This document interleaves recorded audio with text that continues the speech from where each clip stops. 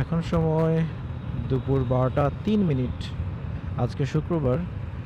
আমরা যাচ্ছি ঢাকা কলেজের ওইদিকে, বেসিক্যালি হচ্ছে নিউ মার্কেটের ওই পাশটায় আর কি। রিজন কিছু শপিং, আমার সাথে আমার ভাই আছে, ওর হচ্ছে কিছু ঈদের কেনাকাটার জন্য আর কি। এই শুক্রবার আসলে আজকে যে যাব এটা আগে থেকে প্ল্যান করা ছিল, কিন্তু প্ল্যানটা ছিল যে আরেকটু সকালে বের হবো, লাইক অ্যারাউন্ড 9-9:30 বের হয়ে যাব অ্যান্ড এদিকে বাই 10 চলে আসবো, এরকম একটা প্ল্যান ছিল।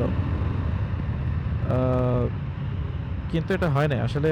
জিনিসটা কি যে সপ্তাহে বাকি কয়েকদিন অফিস করার পরে এই শুক্রবারে যখন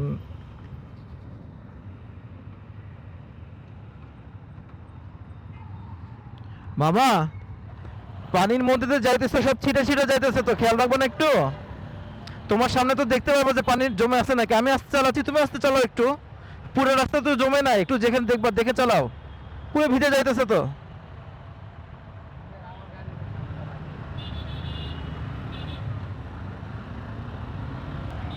এটা হচ্ছে বাংলাদেশের অবস্থা।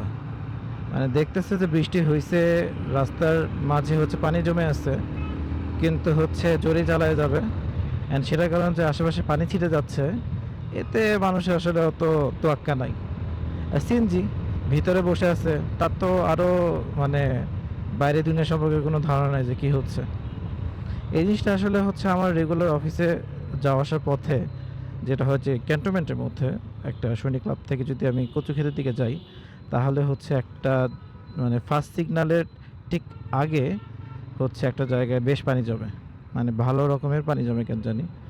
সো ওই জায়গাতে দেখা যাচ্ছে যে বাইক টাইক যা কিছু আছে, অনেক সময় মানে আমি এরকম অনেকবার সম্মুখীন হয়েছি যে তারা একদম এত জোরে চালায় যায় যে আশেপাশে মানে পাশেটা তো বটেই, মানে আশেপাশে সব পুরোটাই একবারে ভিজায় দিয়ে যায়। বাট আবার there are sensible riders as well, sensible drivers as well, যারা হচ্ছে একটু এই জিনিসটা দেখে আস্তে আস্তে চালায় অ্যান্ড হচ্ছে দে মেক শিওর যে আশেপাশে যেন মানে মানুষের গাটা ভিজে না যায়। যাক, এগুলো আসলে কমন সেন্সের বিষয়, এটা তো আসলে একদিনে গ্রো হয় না। আর বাংলাদেশের মানুষের common sense comparatively com.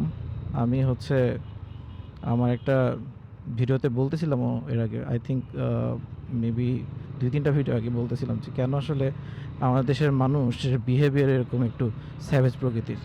Savage I mean in a bad way, not in a good way. কারণ আমাদের এখন মানে স্যাভেজ ওয়ার্ডটা কিছু কিছু ক্ষেত্রে আসলে গুড ওয়েতে ইউজ করা হয়, বাট আমি ব্যাড ওয়েতে বলতেছি যে এ ধরনের বিহেভিয়ারের দেয়ার আর রিজনস। এখন আই নো দেয়ার মানে there is a valid reason, but it's in the past. It's high time যে আমাদের নিজেদেরকে চেঞ্জ করা উচিত, চেঞ্জ করার চেষ্টা করা উচিত। যাই হোক, রাস্তা কম্পিটিটিভ ফাঁকা। আমি যেটা বলতেছিলাম যে বের হওয়ার প্ল্যান ছিল সকালে, বাট এই সপ্তাহের শেষে শুক্রবার যখন একটা দিন ফ্রি পাওয়া যায়, ওই সময় আসলে ইচ্ছা করে না যে এরকম মানে এত সকালে ওঠা হোক। আমি চিন্তা করছিলাম যে হয়তো বা 8:30-9টার মধ্যে উঠে যাব, তাতে বের হয়ে যাব। আর সকালে যেহেতু এখন খাওয়া দাওয়ার মানে কোনো দরকার নাই, সো অনেকটা সময় বেঁচে যায়। কিন্তু স্টিল যেটা হইলো যে আমি আসলে 10:45-10টার দিকে উঠলাম। তারপরে একটা প্রতিদিনের অভ্যাস, অ্যালার্ম স্নুজ করা। 2বার তো স্নুজ করতেই হয় আমার মিনিমাম। সো 2বার স্নুজ করে তারপর হচ্ছে উঠতে উঠতে দেখা যাচ্ছে 10:30, রেডি হইলাম। আমার ভাই ছিল, ও দেখি হয়তো সকালে মেবি উঠছিল, ও ইউজুয়ালি সকালে ওঠে। সো ও দেখি ঘুম, পরে ওকে ডাকলাম আমি। আচ্ছা, সামনের বাইকে পিলিয়নে যে বসে আছে ওর পিছনে হচ্ছে অ্যাটাক অন টাইটান। আমি আর আমার ভাই দুজনেই অ্যাটাক অন টাইটানের মানে বিগ ফ্যান। বেশি দিন হয় নাই অ্যাটাক অন টাইটানের, মানে অ্যাটাক অন টাইটান শেষ হয়েছে ফুল সিরিজটা, বাট ইটস রিয়েলি গুড। অনেক ডিপ, অনেক ডিপ, মানে আমাদের বর্তমান ওয়ার্ল্ডের পলিটিক্স অ্যান্ড হচ্ছে ওভারঅল সিচুয়েশনটা এমন সুন্দরভাবে তুলে ধরছে, ইটস ভেরি গুড। আর লাইক কি বলবো, যে ক্যারেক্টার বিল্ড আপ থেকে শুরু করে story build up, everything is top notch.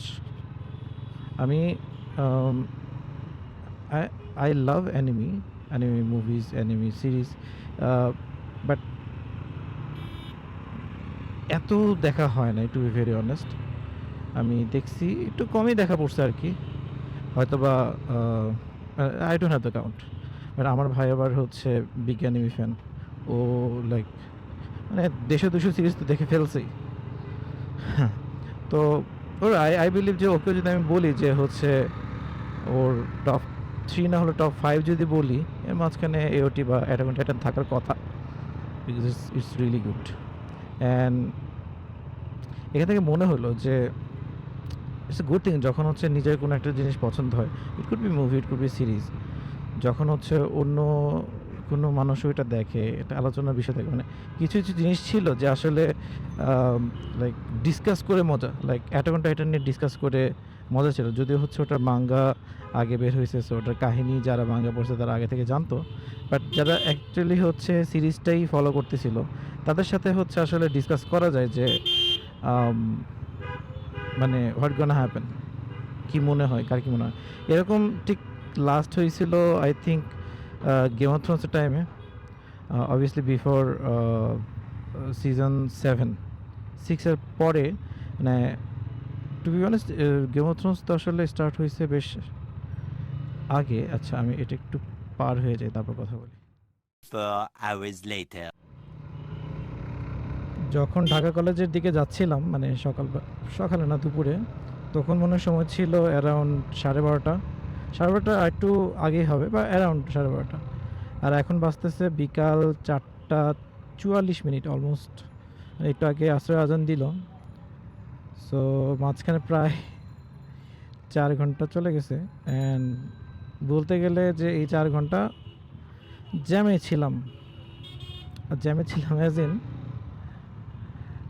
আচ্ছা, জ্যামে ছিলাম অ্যাজ ইন তখন তো হচ্ছে ভাবলাম যে আমি জাস্ট জ্যামটুকু পার করে হচ্ছে কথা বলি। বাট যেটা দাঁড়ালো যে জ্যাম এত বেশি, ওটা আমি আর পার করতে করতে মানে জ্যাম পার হয় নাই, মানে আমি আমার গন্তব্যে মানে ধুকে পৌঁছাইলাম, তারপর কাজ করলাম। এবং আজকে মানে যে ভিড় উপচে পড়া ভিড়, একে তো শুক্রবার, তারপরে ঈদের আর বেশি দিন নাই, 2 সপ্তাহের মতন আছে। সো মানে অতিরিক্ত জ্যাম, মানে পা ফেলানোর জায়গা নাই, মানুষের ভিড়ে অবস্থা খারাপ। আর ওই ঢাকা কলেজের সামনের রোডটাও হচ্ছে পুরোপুরি কাইন্ড অফ ব্লকড হয়ে আছে। এটাও যেটা বুঝলাম আসার সময়, সেটা হচ্ছে যে এটা মানুষের জন্য, বিকজ মানুষ ফুটওভার ব্রিজ ইউজ করতেছে না, তারা হচ্ছে রাস্তা দিয়েই পার হচ্ছে, এবং রাস্তা দিয়ে পার হচ্ছে বিধায় জ্যাম পড়ে আছে। আচ্ছা, আমি তো বামে পার হব।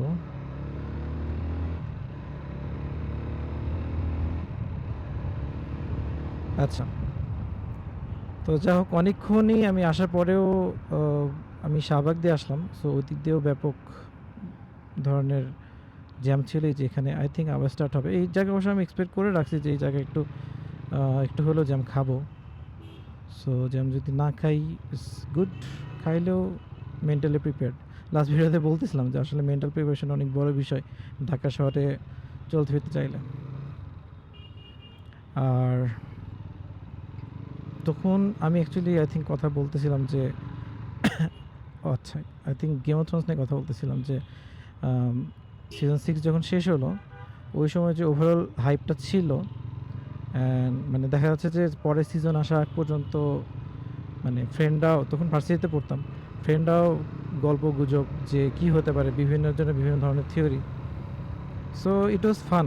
সো এরকম কোনো একটা সিরিজ আসলে এতটা ভালো না হলে এরকম ইম্প্যাক্ট ফেলে না যে সবাই ওটা নিয়ে কথা বলতে থাকে, ওটা নিয়ে গল্প করতে থাকে। So Attack on Titan, Game of Thrones, these are মানে good examples of good series.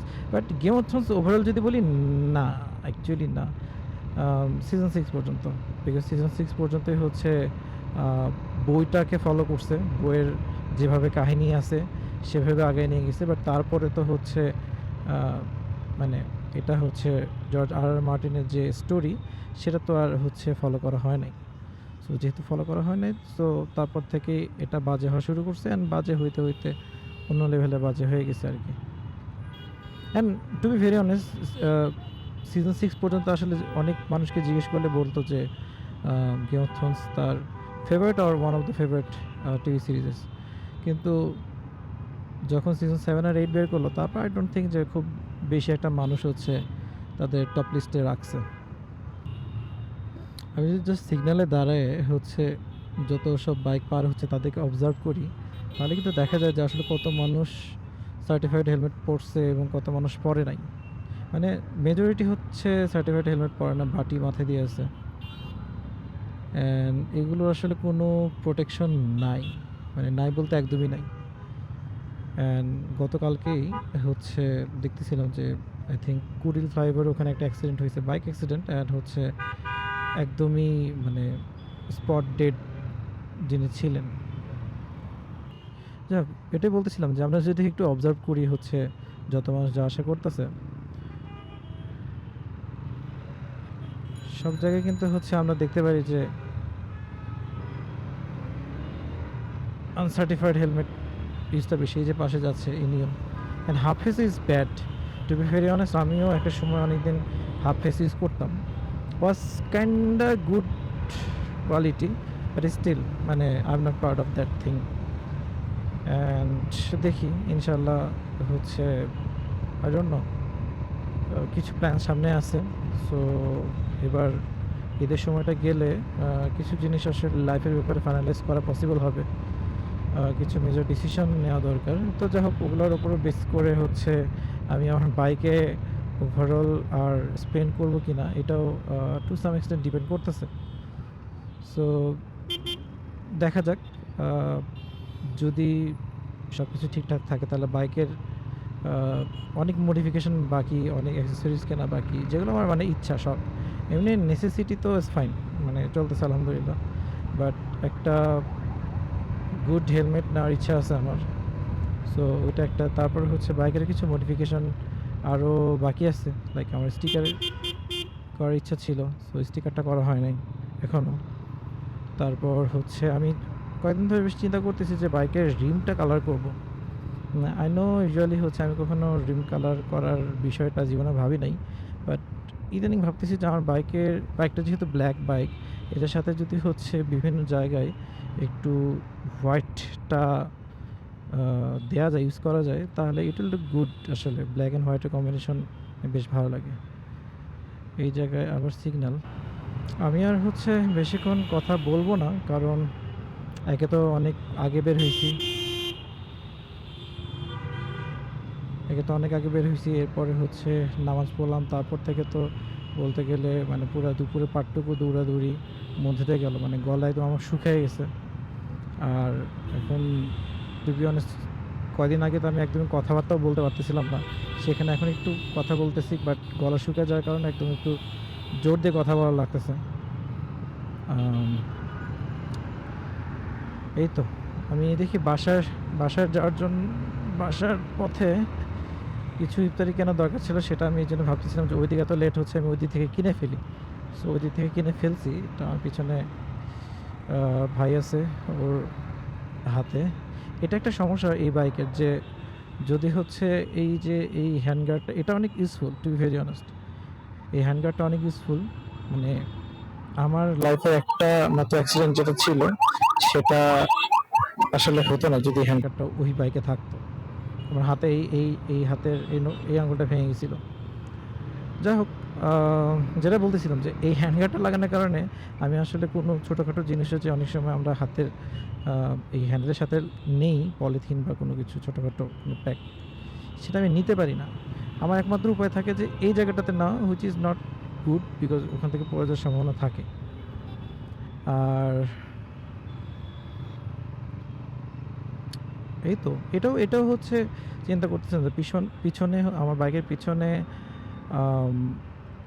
যেই পেনিয়ার ফুট রেস্টটা আছে, এটার এখানে আসলে মানে যেটাকে আমরা সারি গার্ড বলি, সারি গার্ড আমার বাইকে লাগানো নাই। লাগানো নাই দেখে আমি পিছনে আসলে কোনো কিছু ওইভাবে নিতে পারি না। এটা আরেকটা প্রবলেম। দেখি আসলে এরকম ভাবতেছি অনেক কিছুই বাইকে ইনস্টল করব। তারপর হচ্ছে আমার যে এক্সহস্টের উপরে আসলে একটা কাভার দরকার। একটা আই নো একটা ডিফল্ট কাভার থাকে। ওইটা তো ফুল প্রোটেক্ট করে না। যেটা হইছে যে লাস্ট টাইম মানে এমনিতে শহরের মধ্যে চলাচলের ক্ষেত্রে হয়তো খুব একটা প্রবলেম হয় না। বাট লাস্ট ২ বারই যখন হচ্ছে আমি আমার ওয়াইফকে নিয়ে একটু লাইক ২০০-৩০০ কিলো আমি রান করছি। তখনই দেখা গেছে যে হচ্ছে আম জুতা পরে থাকলে সেই জুতাটা কাইন্ড অফ হচ্ছে মানে একটা পার্ট লেগে গেছে একদম। ওই দিক দিয়ে না এদিক দিয়ে যাইতে থাকি সমস্যা নাই। সামনে এখানে একটু জ্যাম পড়বে আবার। যাই হোক আমি আর কথাবার্তা না বাড়াই। কথাবার্তা বলতে টু বি অনেস্ট একটু কষ্টও হচ্ছে।